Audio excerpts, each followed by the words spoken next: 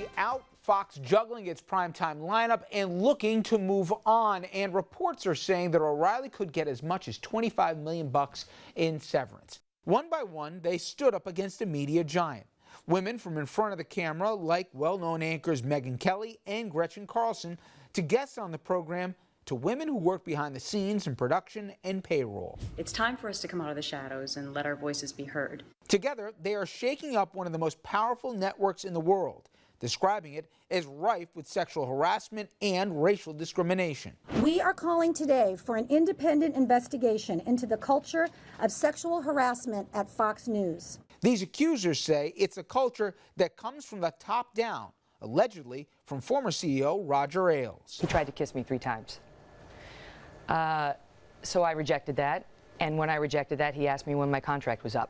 Hi, I'm Bill O'Reilly. To its newly fallen top star Bill O'Reilly, to female employees like former head of accounting Judith Slater, all forced out under the weight of the allegations against them, despite O'Reilly and Ailes' blanket denials of wrongdoing. But the question now is, will this be enough to change the alleged troubled culture at Fox? We need a massive investigation, probably by an outside agency. No one believed that they could come forward and use this so-called anonymous process to make a claim. So they've got to start there. Parent company 20th Century Fox has literally paid a steep price for these allegations, paying $20 million to settle Carlson's suit against Ailes, another $40 million to Ailes himself after his ouster, and a portion of the $13 million paid to settle 5 claims against O'Reilly over the last 15 years. Now, the Justice Department is investigating whether the network failed to inform shareholders about settlements made over sexual harassment allegations against Ailes. He told me early in the dinner that he thought I was a very beautiful woman. As for the woman whose case seemingly became the proverbial straw that broke the back of O'Reilly's career at Fox, she says this was never about money for her,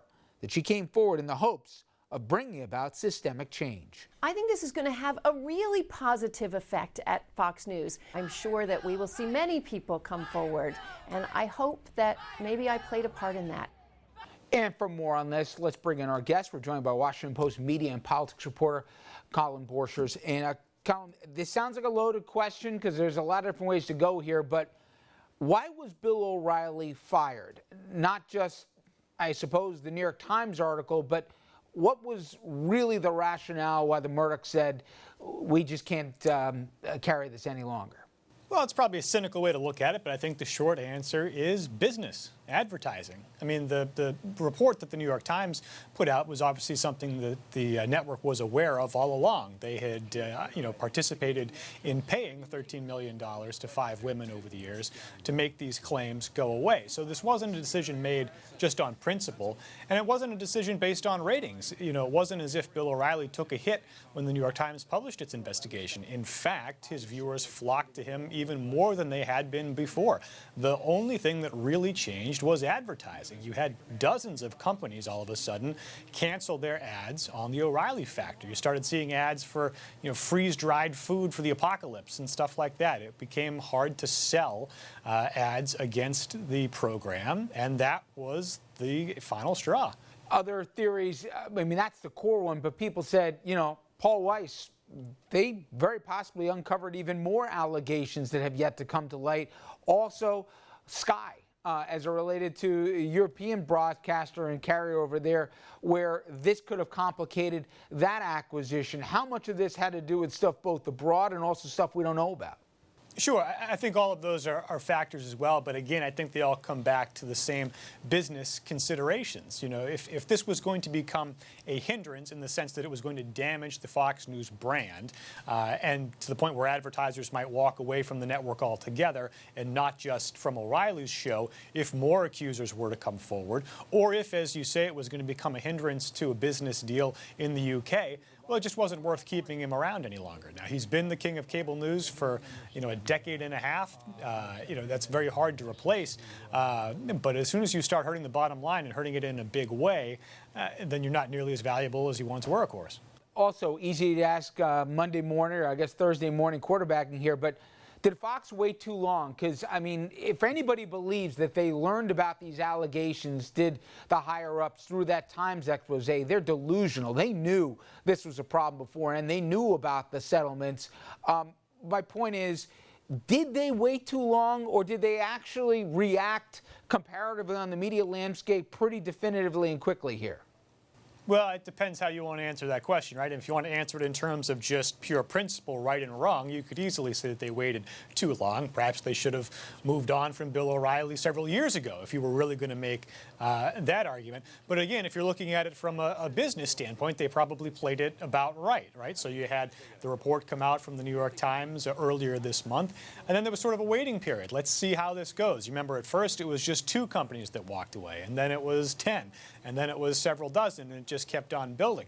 So you sort of wait and see. Now, are they going to come back, or is this going to be a permanent thing? They wanted to wait it out, see if it was going to blow over. It didn't, and then they finally had to make the move. I saw in your reporting, you pointed out, and it's a great signpost. You go to the Republican National Convention. Fox News had their primetime lineup with Megyn Kelly, aforementioned Bill O'Reilly, Greta Van Susteren, and Sean Hannity. Fast forward to today, where only Sean Hannity is left remaining, and you got Roger Ailes also outside the door, was the architect of this whole thing. I know the conventional wisdom I'm hearing from everybody is you can just rearrange the deck chairs. It won't really matter. The brand is just too strong and too big at this point that it'll have any hit. But I don't know. I mean, this has been such a news-rich environment the last 90 days with Trump in office. At some point here, doesn't it have to deal with personality too? And with all due respect to Tucker Carlson, he ain't Bill O'Reilly. Yeah, this is the big test, and you make a great point. I mean, you got those big 5 that were all here as recently as 9 months ago, and 4 of them are gone. The primetime lineup looks dramatically different. Now, the evidence suggests so far that they've weathered the storm. If you look at the ratings for the first quarter of this year, everything was up. Martha McCallum at the 7 o'clock hour was beating Greta Van Susteren. Tucker Carlson at 9 o'clock was beating Megyn Kelly. So you can look at that and say, well, perhaps they'll be fine. Then again, it is the first 100 days of a new president, so more people are tuning in, period. Will it last? And is Bill O'Reilly the exception to the rule? You know, as popular as Van Susteren and Kelly were, they weren't Bill O'Reilly. He was sort of in a league of his own. And at some point, you have to wonder how deep is the bench. Now, if you look at the way they've reshuffled the lineup going forward, starting in May, you can already see that the network doesn't feel like they have that next singular star, because what they've done is they've moved Carlson out of the 9 o'clock slot into O'Reilly's spot at 8.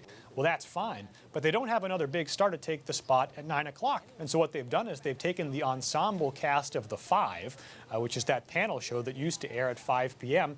They're going to move that into the 9 o'clock hour. Now, it might work out well. It's a relatively popular program, especially for 5 o'clock, but it's not the traditional formula, right, of a singular popular host who commands a big audience. Right now, they don't have that person, or at least they haven't identified that person. And finally, will Fox change as a consequence to this? It certainly didn't seem to change even when Ailes was shown the door, but the argument is, if you believe the palace intrigue, that the Murdoch boys impressed upon the old man at the end of the day, this is the way we got to go. Even choosing Paul Weiss, you kind of knew the outcome once the firm was tasked here to do the investigation. Will it just be new faces, different times, but the same old culture? Obviously, they're going to be reaching a certain audience and demographic, but do things internally change as a consequence? Well, I think we have to differentiate between changes in their internal culture and the changes that we might end up seeing on the air, right? So I think there's a greater chance that you'll see sort of behind the scenes cultural changes. You know, if the company is serious, and if you think that, you know, Roger Ailes or Bill O'Reilly could be pushed out the door, that does send a pretty strong message that the tolerance for the behavior that was going on for a couple of decades is not going to be tolerated going forward. So that's one thing. As far as the on-air product goes, though, I don't see any evidence that they will be changing. In fact, if anything, I think what you're seeing now in their remade lineup is a lineup that is even more friendly to Donald Trump than it was during the campaign. Something definitely to follow. Callum, I appreciate the time. Thank you so much. Glad to be with you. Now, coming up next, it's 420, and for some of you, you know what that day means. It's considered a celebration for marijuana smokers, but Washington is not joining in even though more states are legalizing. The administration, they're talking about clamping down here. We're going to take a look at how this all may play out.